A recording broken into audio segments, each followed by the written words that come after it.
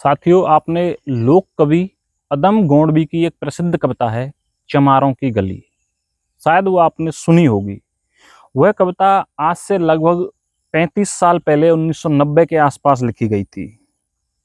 तब से इन 35 वर्षों में बहुत कुछ बदल चुका है। क्या बदल चुका है? आज वह गली कैसी है? संवैधानिक सुधार हुए हैं तो उन सुधारों की हवा उस गली तक भी पहुंची है। तो आज वह गली कैसी है, वह मैं आपको बताने की कोशिश करता हूं। तो आप सुनिए। तो आइए महसूस करिए जिंदगी के ताप को, चमारों की गली तक ले चलता हूं मैं आपको। आज इस गली में पक्की सड़क बन चुकी है और लगभग सभी मकान भी पक्के हैं, जिनमें बिजली भी पहुंच चुकी है और मोटरसाइकिल भी लगभग सभी घरों में है। यह घर बहुत छोटे हैं और उनमें रहने वाले अधिक हैं। उन घरों का भी बंटवारा हुआ है, इसलिए आड़ी तिरछी दीवारें बनाकर सभी को हिस्सा दिया गया है, जिससे इन घरों की सूरत खराब हो गई है। अब इस गली को चमारों की गली नहीं कहा जाता, अब इस गली को मोहल्ला कहा जाता है। और इन घरों में आज भी फुलिया, हरखुआ, मंगल, कलुआ, कृष्णा रहते हैं। हरखुआ को शराब की लत है। हरखुआ के जैसे बहुत से लोग इस मोहल्ले में रहते हैं, इसलिए कलुआ ने इनकी सेवा करने की ठानी है और उसने अपने घर में शराब बेचना शुरू कर दिया है, जिसे वह शेर सिंह से खरीदता है और शेर सिंह सरकारी ठेके से।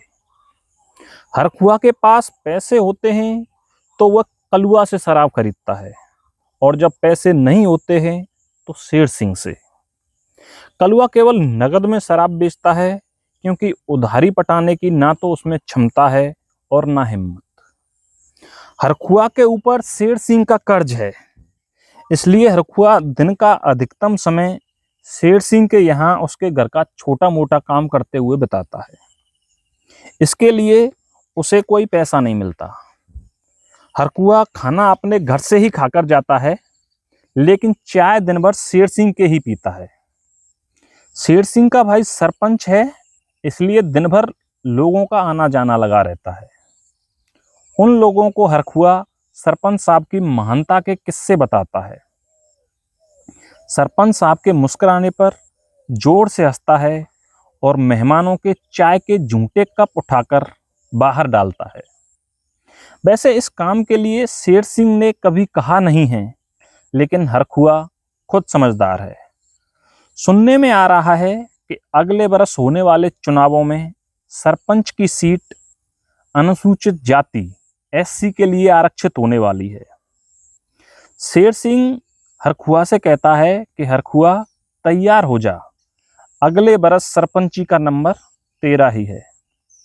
हरखुआ गहरी मुस्कुराहट के साथ कहता है कि सब आपकी दया है, आप जो करेंगे अच्छा करेंगे। वैसे गांव में चुनाव की तैयारियां पहले ही शुरू हो चुकी हैं। तभी तो एक होनहार युवा मान सिंह को अनुसूचित जाति की एक लड़की से कोर्ट मैरिज किए हुए 1 साल बीत चुका है। आज हरखुआ की तबीयत खराब थी, इसलिए सरपंच के यहाँ नहीं जा सका। दिन भर खाट में पड़ा रहा और खांसता रहा। शाम को उसे फिर शराब की तलब उठी। पैसे उसके पास थे नहीं, कलुआ उधार देगा नहीं और शेर सिंह का घर दूर है, इसलिए उसने फुलिया से पैसे मांगे। फुलिया मनरेगा में मजदूरी करती है और जब मनरेगा नहीं चल रहा होता है तो कहीं दूसरी जगह भी मजदूरी कर लेती है। अतः फुलिया के पास थोड़े बहुत रुपए होते ही हैं। हरखुआ ने दोबारा पैसे मांगे, फुलिया ने दोबारा मना कर दिया। ऐसा कई बार हुआ, लेकिन फुलिया ने पैसे नहीं दिए। हरखुआ ने फुलिया की पिटाई कर दी। फुलिया दहाड़े मारकर रोने लगी, लेकिन पैसे नहीं दिए। फिर हरखुआ ने अपना आखिरी दाव चला। कहा कि अगर तू पैसे नहीं देगी तो मैं कुएं में कूद जाऊंगा। तब फुलिया ने 100 का एक नोट निकालकर हरखुआ की तरफ फेंककर कहा, जा मर जा। हरखुआ के बगल में ही मंगल का मकान है। मंगल के 2 लड़के हैं और दोनों ही सरकारी नौकरी में हैं। लेकिन अब वे दोनों अपने परिवार के साथ शहर में रहते हैं, क्योंकि मोहल्ले में शाम को रोजाना होने वाले झगड़ों और चीख पुकार से वे तंग आ चुके थे और इस निष्कर्ष पर पहुंच चुके थे कि यह गली अब हमारे रहने लायक नहीं बची है, और गांव भी नहीं, क्योंकि गांव में उन्हें बराबरी का सम्मान नहीं मिलता, जबकि वे संविधान पढ़ चुके हैं और जानते हैं कि सभी इंसान बराबर हैं। लेकिन गांव की हवा अभी इस बुनियादी सत्य को मानने के लिए तैयार नहीं है कि सभी इंसान बराबर हैं। मंगल का मकान साफ सुथरा है और बड़ा दिखता है, क्योंकि उसमें कोई बंटवारा नहीं हुआ है और केवल 2 प्राणी रहते हैं। मंगल के आंगन में डॉक्टर अंबेडकर की एक प्रतिमा लगी हुई है और यहाँ अनेक नेता और समाज सुधारक अक्सर आते रहते हैं, खाना खाते हैं, समानता की बात करते हैं और फोटो खिंचवाते हैं। वैसे हकीकत यह है कि उन्हें फोटो खिंचवाना होता है, इसलिए खाना खाना पड़ता है और समानता की बात करनी पड़ती है। हाँ, बदले में मंगल को विभिन्न सरकारी कल्याणकारी योजनाओं का लाभ मिल जाता है। मंगल बड़ा ही बुद्धिमान है। वह अच्छी तरह जानता है कि हवा बदलती रहती है, अतः उसने सभी पार्टियों के लिए अपने दरवाजे खोल रखे हैं। वह कभी नहीं बताता कि वह किसे वोट देता है। अब बात कृष्णा की। कृष्णा ने 10वीं क्लास पास कर ली है। पढ़ने में वह कोई ज्यादा तेज नहीं है, जिसका सबसे बड़ा कारण परिवार का माहौल है।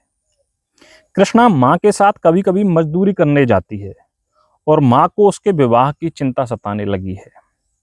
कृष्णा जब कहीं अकेली या अपनी हम उम्र सहेलियों के साथ कहीं जाती है, तो दूसरी गली के युवा और कुछ अधेड़ लोग डबल मीनिंग वाले वाक्य उनको सुनाते हैं और उन्हें सुनने पड़ते हैं।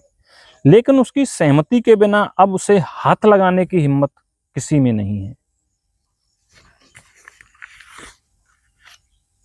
कुछ अपवादों को छोड़कर, जिसके लिए उनको कानून सजा भी देता है। अगर कोई मर्जी के विरुद्ध किसी लड़की को परेशान करता है, चाहे वो किसी भी कास्ट की हो, तो उसको सजा मिलती है, चाहे वो किसी पार्टी के दबाव से मिले, आंदोलनों के दबाव से मिले या जैसे भी हो, लेकिन सजा मिलती है।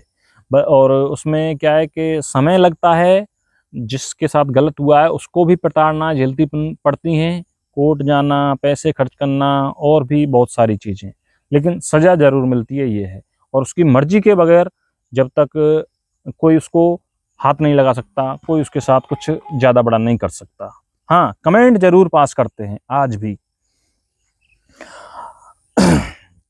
कुछ अपवादों को छोड़कर जिनके लिए उनको कानून सजा देता है। हालांकि इस दौरान थाने और कोर्ट जाने की मानसिक प्रताड़ना, पक्षपात, न्याय में देरी जैसी चीजों को सहन करना पड़ता है।